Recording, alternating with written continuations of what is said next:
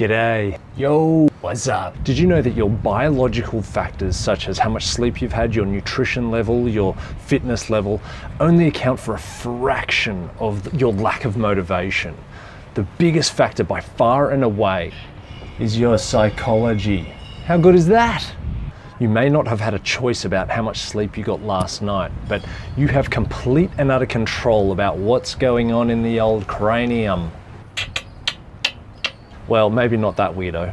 G'day, it's Rowan here from Your Life Design, and in this clip, I'm gonna share with you 5 psych hacks that are gonna get you motivated as motivated as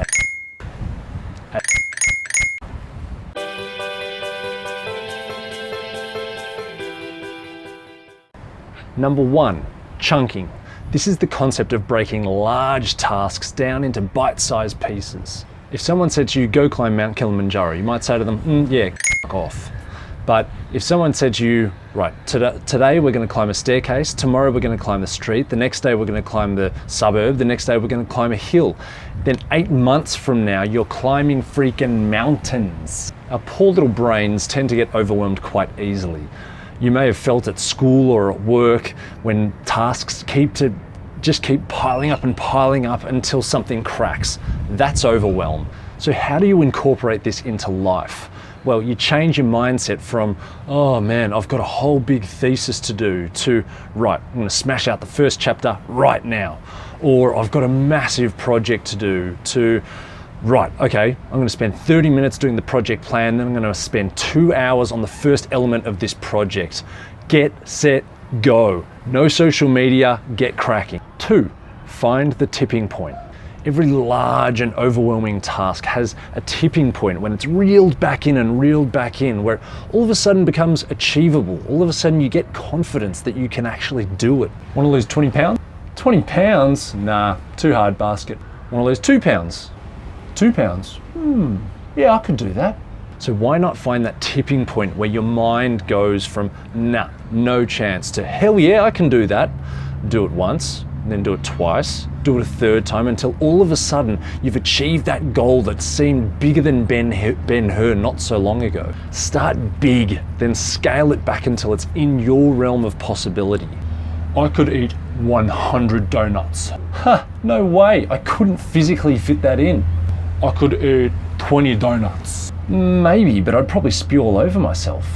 I could eat 5 donuts. Why are you motivating yourself for that? Shouldn't you be setting a good example? Yeah. Now this second concept is a great way to size that chunk, you know, from the first concept.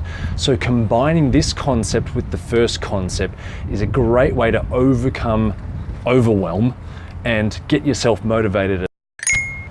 Number 3, the pain-pleasure principle. Human behavior shows that our brains are geared towards moving away from pain and moving towards pleasure. For example, over the years of being an employee, I noticed with myself that I hated being late. It made me feel anxious. It made me kind of start the day a bit stressed. So I would always try to be on time because I wanted to avoid that pain point. We're all motivated by different things. Some people are motivated to do a job that they hate because the thought of not having that consistent stream of income is worse than rocking up to that job they hate every day. And what about pleasure? Well, pleasure's pretty obvious. Every day we're seeking nice foods, or we're connecting with people, or we're trying to have nice experiences, something that's fun, entertaining. So how do you use the pain-pleasure principle to motivate yourself?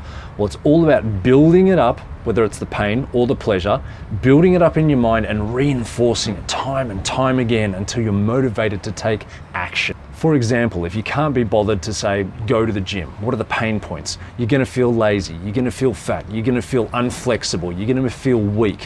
What are the pleasure points if you do go to the gym? Then you're gonna feel strong, you're gonna feel sexy, you're gonna feel energized, you're gonna feel a sense of accomplishment. So in that moment of indecision, focus on the pain points. Focus and visualize how you're gonna feel if you don't go. Visualize how you're gonna feel lazy. Visualize how you're gonna feel fat, or visualize how unattractive you're gonna feel. Focus on those emotions and really embed them into your brain. Use the negative language over and over and over in your mind until you take action. Now, I know focusing on pain can sound depressing, but pain is one sweet motivator. Conversely, if you're more motivated by pleasure, then put those thoughts into your mind. How good you're going to feel when you go to the gym, how energized you're going to feel, how flexible you're going to feel, how that sense of accomplishment when you look in the mirror and you see your sexy body in there because you did something for yourself. Again, focus on those emotions, run them over and over in your mind until you just got to get up off the couch and go. That's it, let me at it, I'm getting up. Number 4, attitude and identity. Similar to the pain-pleasure principle, this is all about using the power of the mind to basically brainwash yourself in the best way possible. First of all, what's your attitude towards your willpower and your motivation? If you think that it's finite, if you think that it's limited, then there's the first chink in your armor. It is totally unlimited, and you have the resources and you have the resourcefulness to tap into it. But don't let your self-identity tell you otherwise. When your self-identity aligns with your goals, then you will be much more motivated to achieve them. For example, your goal is to quit smoking, but you keep telling yourself, oh, I'm a smoker. I've always been a smoker, which is complete BS, by the way.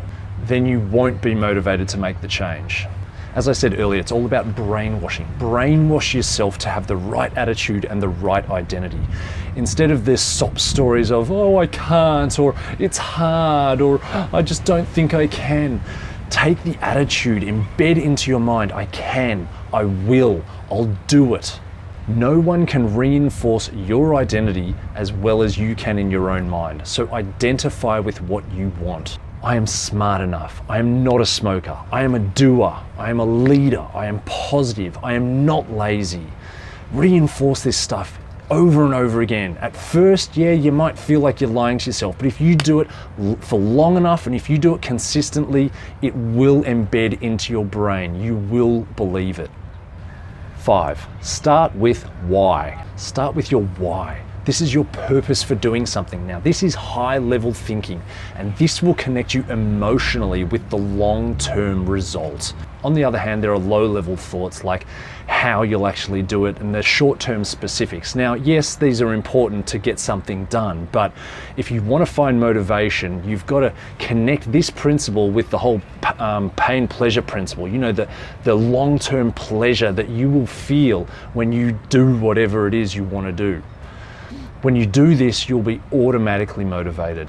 For example, if you're struggling to get out of bed, say on a weekend, use the power of your mind. Don't think about the short-term specifics about actually getting out and maybe being cold or needing to have a shower and have breakfast and get changed and all that sort of stuff. Connect with the long-term feeling. That feeling you're going to get when you go and catch up with your friends, or you get outside for an awesome walk in the outdoors, or you experience something, or you go to a movie and you have so much fun and you have laughs and you have a great time. All these thoughts that connect you with that long-term result and make you think, yes, this is what life's all about. Awesome. That will flip the covers and get you out of bed like that. Right. Recap. 1, take that large task and chunk it down into bite-sized pieces. 2, find the tipping point of where that overwhelming task becomes achievable. 3, the pain-pleasure principle.